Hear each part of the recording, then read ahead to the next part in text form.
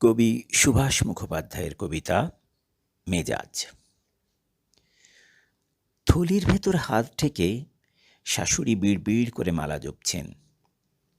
বউ goat goat goat goat করে হেঁটে গেল। আওয়াজটা বেয়াড়া, রোজকার আটপৌরে নয়, যেন বাড়িতে ফেরিওয়ালা ডেকে শখ করে নতুন কেনা হয়েছে। সুতরাং মালাটা থেমে গেল এবং চোখ দুটো বিষ হয়ে ঘাড়টাকে হেলিয়ে দিয়ে যেদিকে বউ যাচ্ছিল সেই দিকে ঢলে পড়ল। নিচের চোয়ালটা সামনে ঠেলে দাঁতে দাঁত লাগল।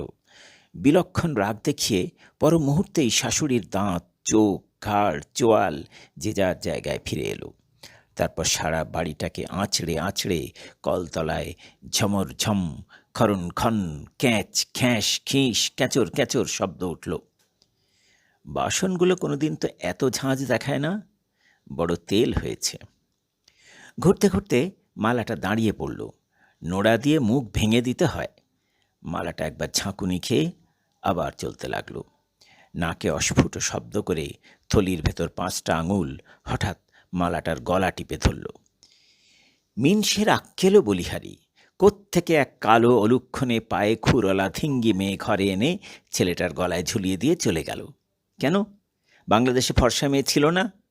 বাপ অবশ্য দিয়েছিল, থুয়েছিল। দিয়েছিল, গলায় রসুড়ি দিয়ে আদায় করা হয়েছিল না? এবার মালাটাকে দয়া করে ছেড়ে দেওয়া হলো। শাশুড়ির মুখ দেখে মনে হচ্ছিল থলির ভেতর হাত ঢুকিয়ে দিয়ে এই সময় কি যেন তিনি লুকোচ্ছিলেন। একটা জিনিস, কমাস আগে বৌমা মরবার জন্য বিষ খেয়েছিল। ভাসুর বউ ডাক্তার না হলে ও বউ এ বংশের গালে ঠিক চুনকালি মাখাত। কেন? অসুখ করে মরলে কি হয়? ঢঙ্গি আর বলেছে কাকে? হাতে একরাশ ময়লা কাপড় নিয়ে কালো বউ গটগট গটগট করে সামনে দিয়ে চলে গেল। না, আর বাড়তে দেওয়া ঠিক নয়। বৌমা, বলুন। গলার স্বরটা ঠিক কাছা গলায় দেওয়ার মতো নয়, বড্ড ন্যাড়া। হঠাৎ এই দেমাক এলো কোত্থেকে? বাপের বাড়ির কেউ তো ভাই ফোটার পর আর এদিকে মারায়নি। বাড়িটা যেন ঝড়ের অপেক্ষায় থমথম করছে।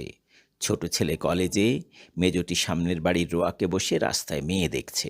ফর্সা ফর্সা মেয়ে, বৌদির মতো ভূষুণ্ডি কালো নয়। বালতি ঠনঠনিয়ে বউ যেন মা কালীর মতো রণরঙ্গিনী বেশে কোমরে আঁচল জড়িয়ে চোখে চোখ রেখে শাশুড়ির সামনে এসে দাঁড়ালো। শাশুড়ির কেমন যেন হঠাৎ গা ছমছম করতে লাগলো। তাড়াতাড়ি থলির মধ্যে হাতটা লুকিয়ে ফেলে চোখ নামিয়ে বললেন, আচ্ছা থাক, এখন যাও। বউ মাথা উঁচু করে গটগট গটগট করে চলে গেল। তারপর একা একা পা ছড়িয়ে বসে মোটা চশমায় ক্যাথা সেলাই করতে করতে শাশুড়ি এফোড় ওফোড় হয়ে ভাবতে বসলেন। বউ হঠাৎ কেন বিগড়ে গেল তার একটা তদন্ত হওয়া দরকার। তারপর দরজা দেবার পর রাত্রে বড় ছেলের ঘরে আড়ি পেটে এই কথা কানে এলো। বউ বলছে, একটা সুখবর আছে। পরের কথাগুলো এত আস্তে যে শোনা গেল না। খানিক পরে চকাশ চকাশ শব্দ। মা হয়ে আর দাঁড়াতে লজ্জা করছিল, কিন্তু তদন্তটা শেষ হওয়া দরকার। বউয়ের গলা। মা কান খাড়া করলেন।